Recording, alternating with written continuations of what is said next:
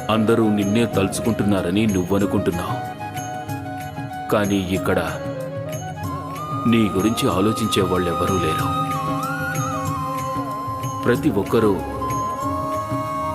తమ జీవితాల గురించి ఆలోచించుకుంటున్నారు. నువ్వు వారందరిలా జీవితాన్ని సాగించాలనుకుంటే నిన్ను నువ్వే తక్కువ చేసి చూసుకోవడం మానేయాలి. నమ్మకం అనే విత్తనాన్ని నీలో నాటుకోవాలి. నీకు మేలు జరిగినా కీడు జరిగినా జరిగే విషయాలన్నీ మంచికే అనుకోవాలి.